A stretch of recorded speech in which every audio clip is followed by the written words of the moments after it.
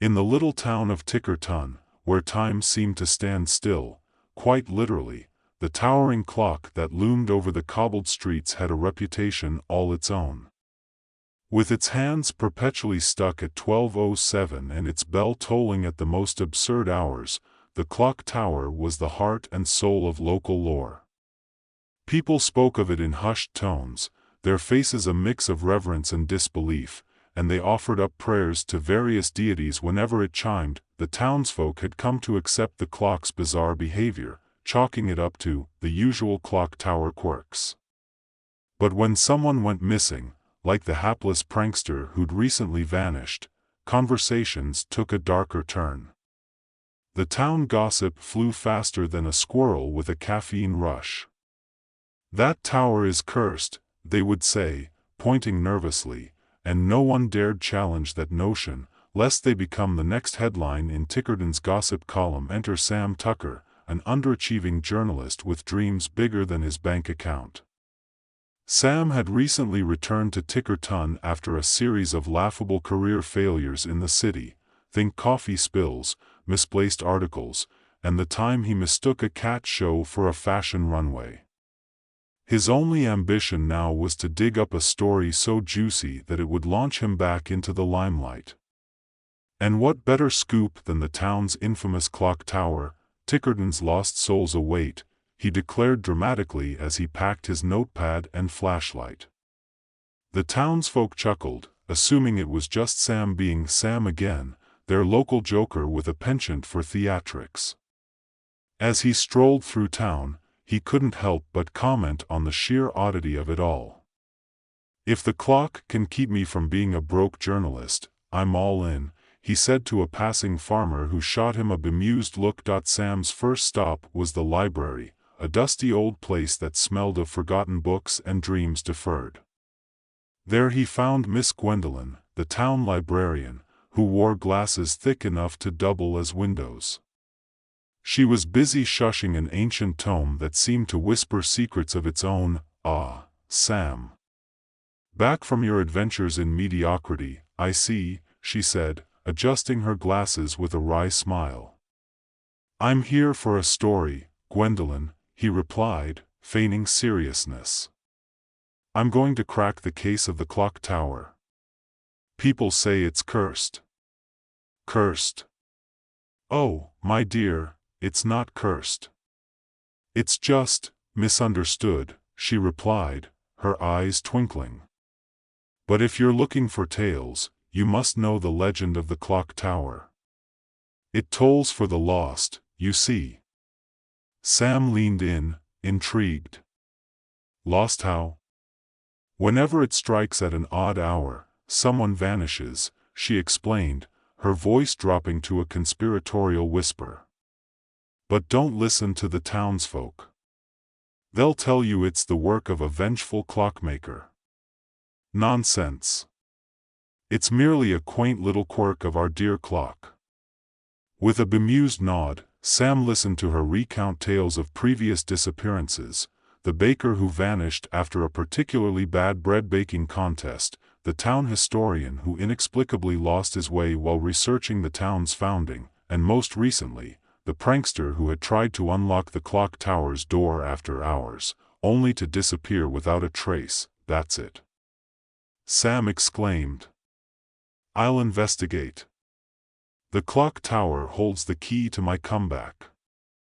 As night descended, Sam made his way to the clock tower, armed with nothing but a flashlight, a notepad, and a rather foolish sense of bravery.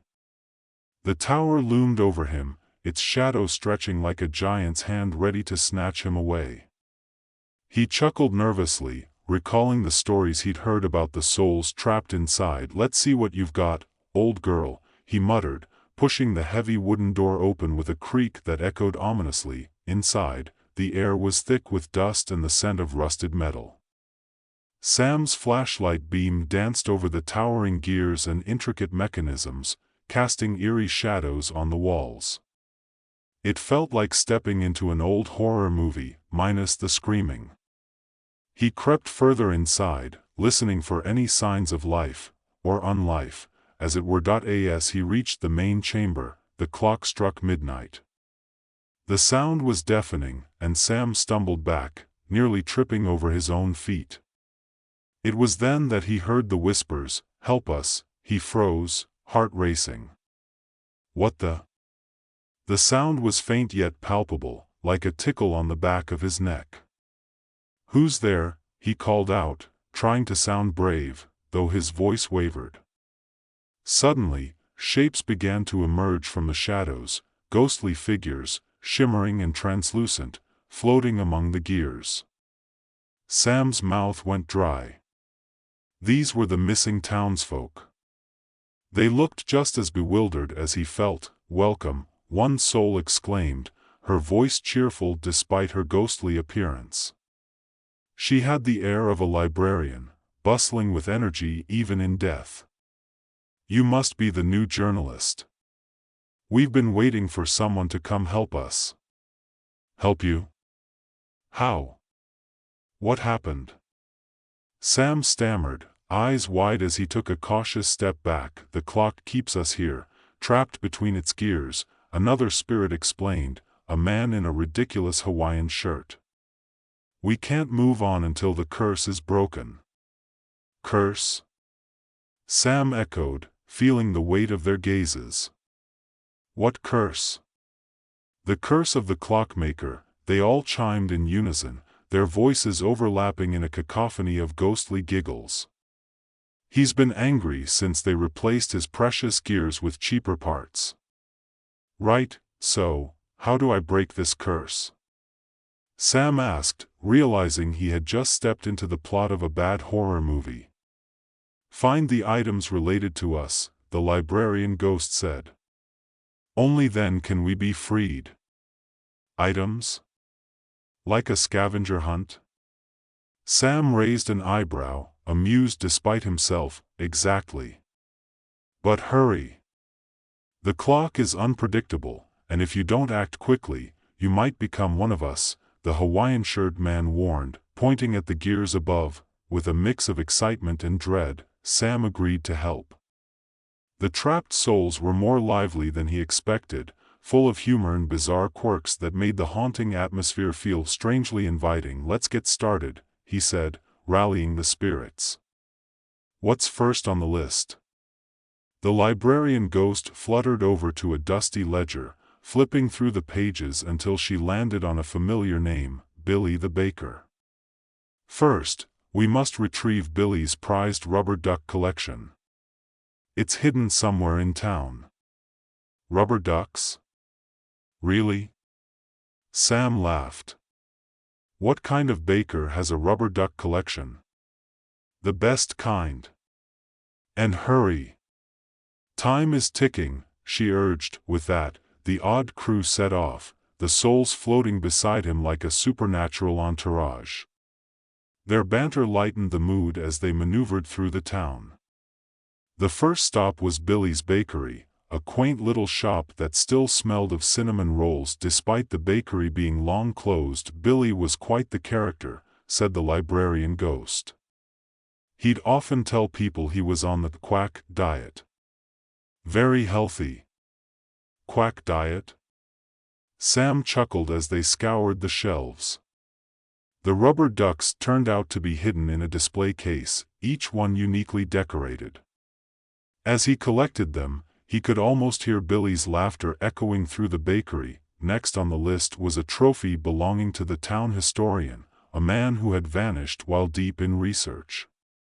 "His prized possession is a bizarre artifact, a statue of a chicken," the librarian ghost explained. "Of course it is," Sam said with a grin, heading toward the local museum, which housed oddities from the town's history.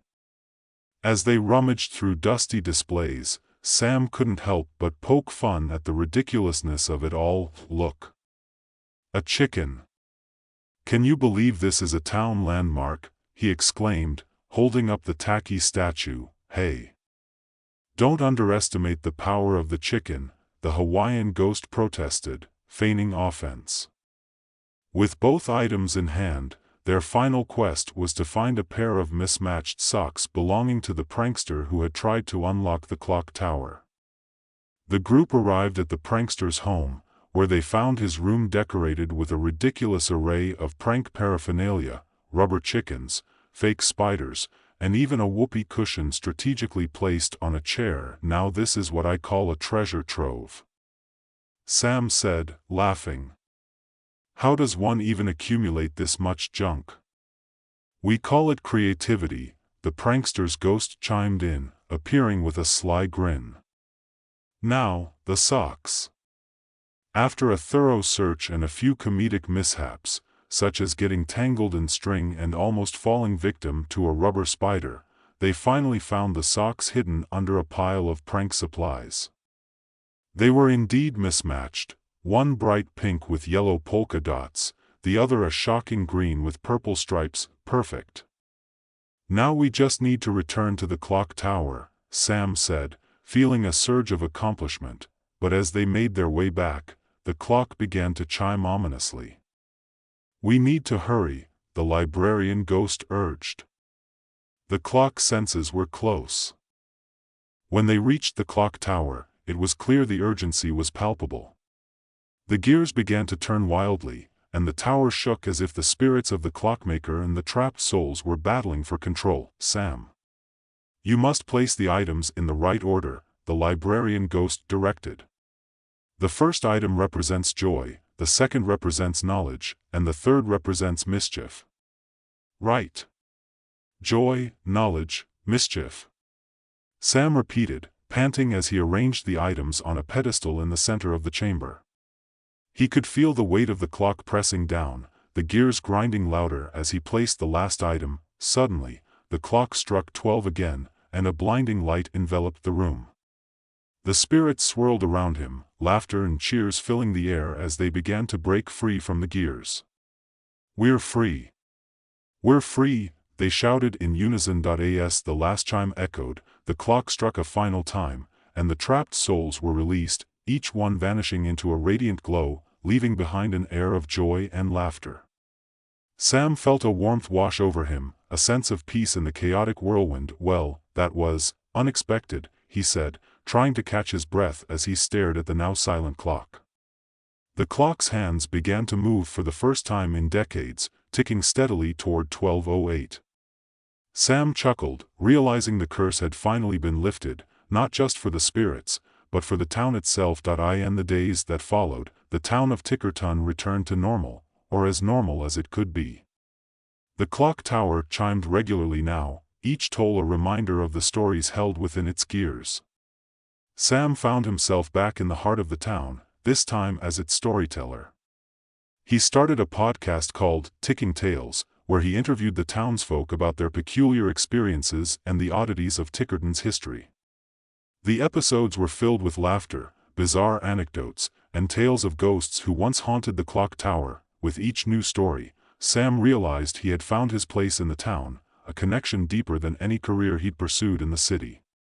He had uncovered the heart of Tickerton, a community bound together by laughter, quirks, and a clock tower that, despite its oddities, had become a symbol of resilience. And so, as the clock struck each hour, it marked not just the passage of time but the vibrant pulse of a town alive with stories, stories that would continue to unfold, each tick a reminder that time, like laughter, was best shared. As the weeks passed, the town of Tickerton settled into a newfound rhythm. The clock tower, now a reliable keeper of time, chimed melodiously, and the residents took comfort in its familiar song.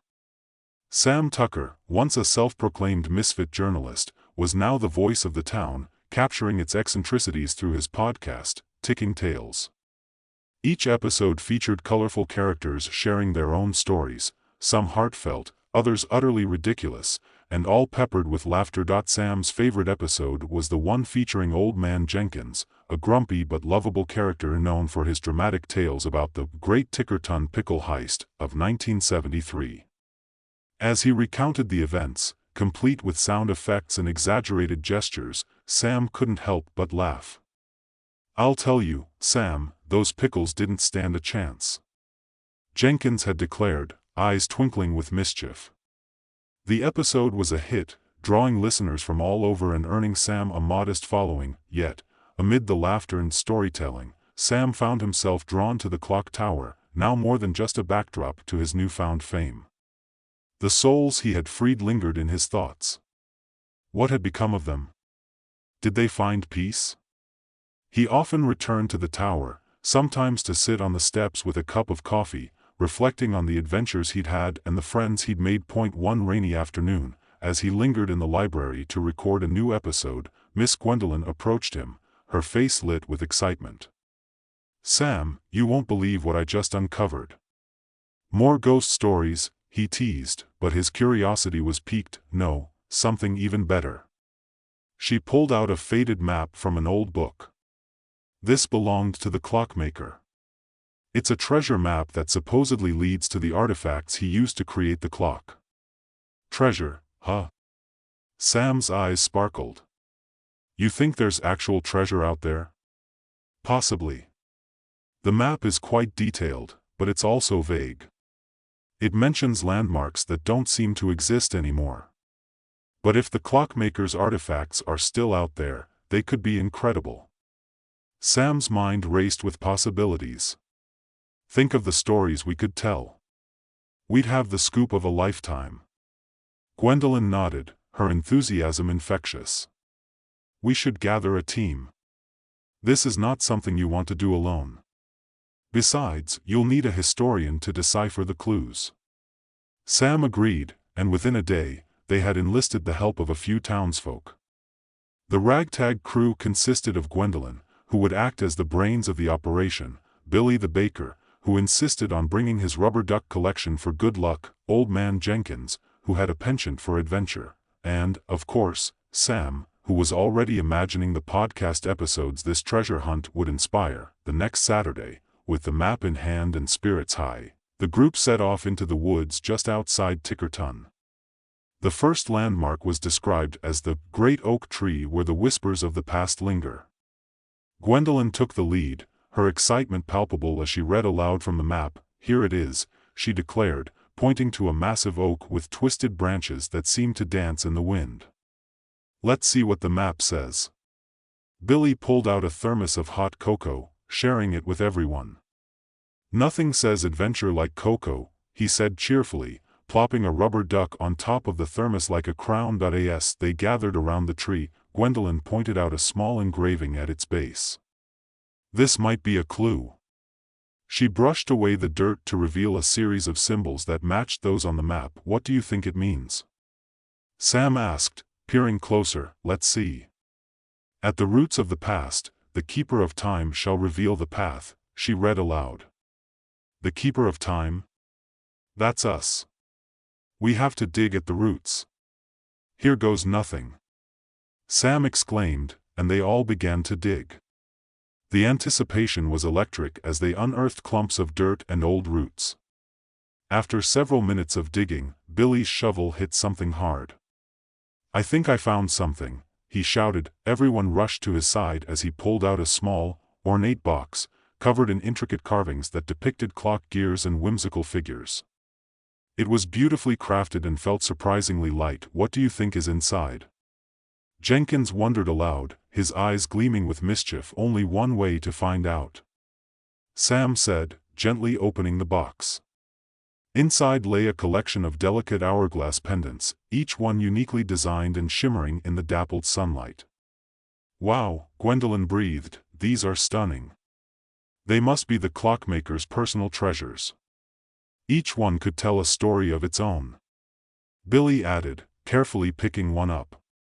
But just as they admired the pendants, a gust of wind swept through the clearing, rustling the leaves above and causing the group to shiver. "Did anyone else feel that?" Sam asked, glancing around. "Probably just a chill," Gwendolen reassured him, though her eyes were wide. "We should keep going. The map suggests there are more artifacts to find." They pressed onward, following the map's cryptic instructions that led them deeper into the woods. As they navigated through winding paths and bramble, they found themselves at an abandoned cottage, overgrown with ivy and seemingly forgotten by time. "This must be it," Gwendolen said, checking the map again. "The haunted abode of lost dreams."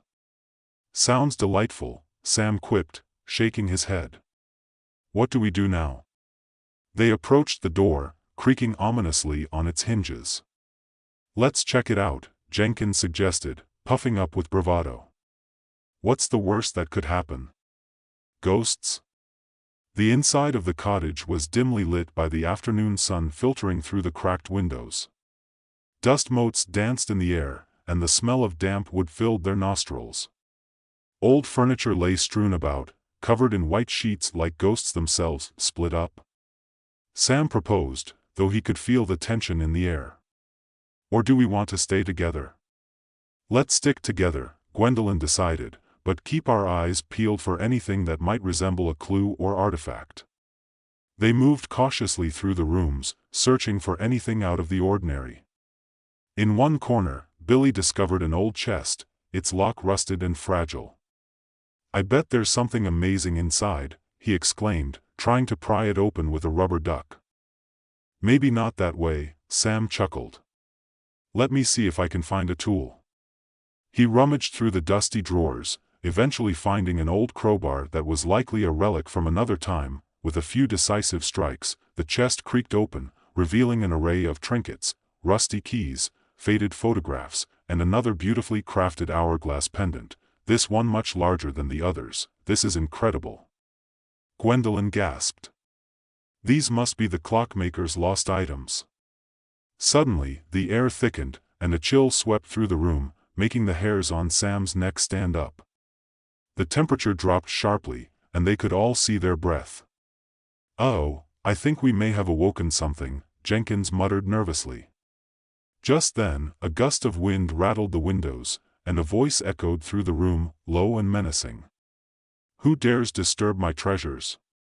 The group froze, hearts racing. The voice seemed to come from the shadows themselves, wrapping around them like fog. We're just, borrowing these?" Sam stammered, glancing at the others. "We mean no harm," Gwendolyn added, her voice steadied despite the fear in her eyes.